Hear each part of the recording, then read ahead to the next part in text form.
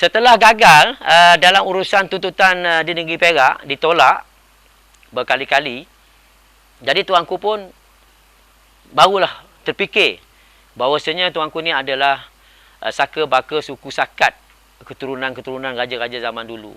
Memang agaknya tak ada rezeki di negeri Perak.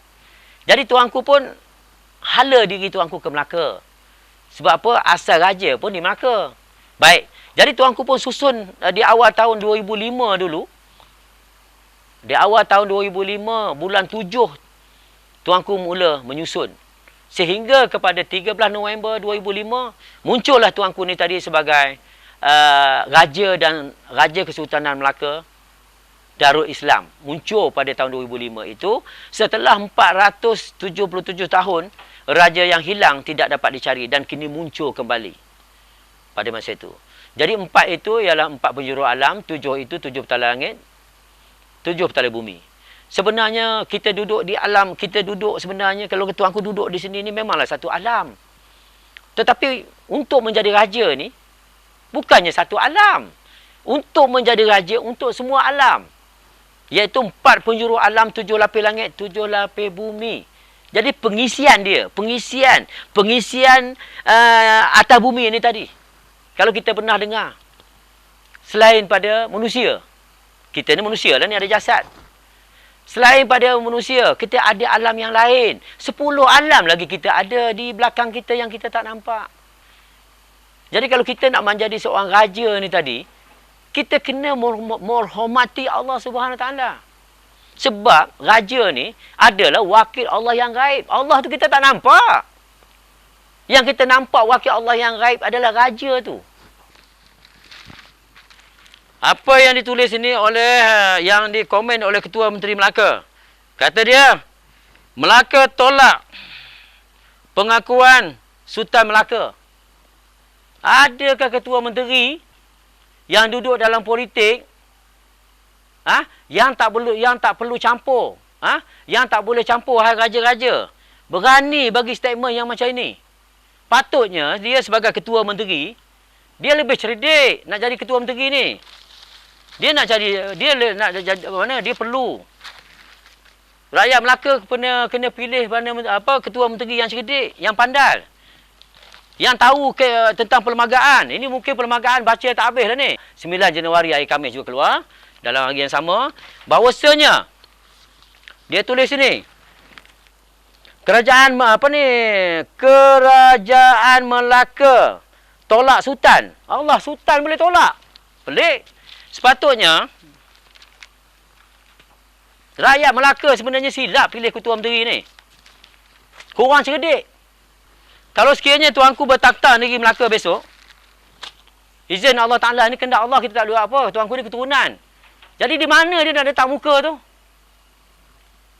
Kalau nak menjadi ketua menteri ni, tuanku sarankan kepada rakyat Melaka dan juga kepada rakyat-rakyat duduk di tempat mana pun tak kisahlah.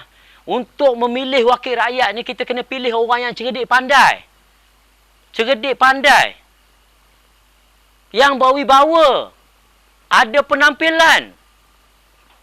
Tak sombong. Tak bongkak. Tengok macam tuanku. Baik budi pekertinya.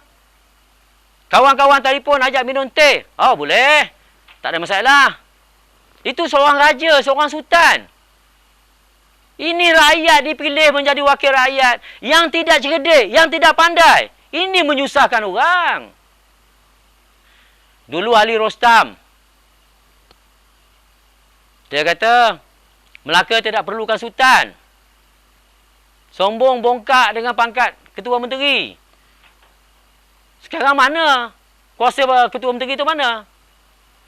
Tak kekal. Sebab yang kekal tuanku sebagai seorang raja. Itu kekal dipanggil turun-temurun. Politik ni akan berubah satu masa ke satu masa. Bila-bila masa boleh berubah dalam 4 tahun. Dalam 4 tahun dah mula dah nak pilihan raya. Nak pilih satu wakil rakyat yang lain. Dah mula dah pilih wakil rakyat yang baru.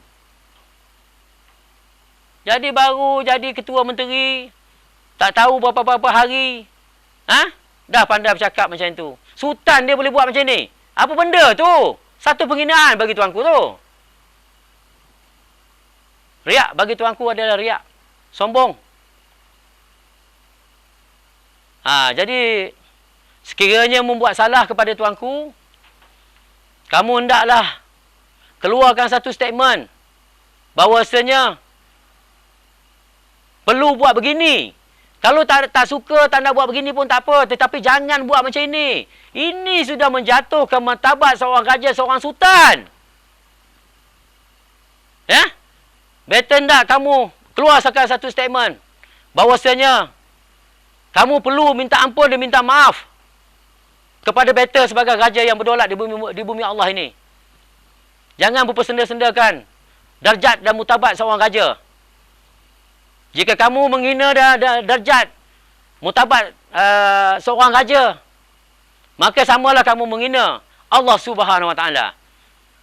Dia gini, maksud dia tadi, makna di Melaka ni sebenarnya memang betul dia tidak ada perlembagaan dan sebagainya. Jadi perlembagaan tu maksudnya kita boleh buat, tak ada masalah. Okey, anda kata macam kita tubuh-tubuh syarikat-syarikat. Okey, syarikat A, syarikat B, syarikat Express dan sebagainya. Jadi kita susun balik kerajaan ni. Itu pasal apabila tuanku diiktirafkan oleh Mahkamah Dunia, iaitu Mahkamah Keadilan Dunia, bersama dengan peruntukannya nanti dia akan bagi pada tuanku. Jadi dengan peruntukan itulah nanti tuanku akan membentuk kerajaan tuanku di Melaka. Iaitu membentuk kerajaan Kesultanan Melayu Islam Melaka. Bermakna membentuk bahawasanya satu kerajaan, iaitu kerajaan Raja Kesultanan Melaka Darul Islam. Dan dengan peruntukan yang ada tu, jadi insya-Allah tuanku akan untuk pembangunan, untuk penyusunan tuanku sebagai seorang raja, dan untuk membantu rakyat-rakyat di Melaka. Masih lagi rakyat di Melaka tu susah. Ramai yang miskin tuanku tengok, masih susah lagi. Masih lagi yang ada duduk dalam 60-an pun ada. Ya, sila apa lagi? Dia sebenarnya keris yang panjang-panjang, barang-barang misteri yang ada di dalam pejabat tuanku ni. Jadi ada yang dibagi orang di atas kasih sayang ataupun tak tahan nak menyimpan barang-barang lama. Dan ada setengahnya tuanku beli. Dan ada setengahnya pula sebagai keturunan ni tadi, pusaka keturunan. Keris ni dia kita boleh panggil keris ni. Kita boleh panggil keris ni. Sesuai dengan firman Allah tadi, dia kata hak kamu tetap kamu tidak akan kubagi pada yang lain. Jika di antara kamu keturunan yang baik-baik, Allah menjanjikan lambat-lambat laun dia akan timbulkan. Jika sudah sampai masa dan ketika, keris akan terbang mencari keturunan dia. Jadi terbang untuk masuk dia, kita boleh panggil keris tu kalau dia tu adalah hak kita.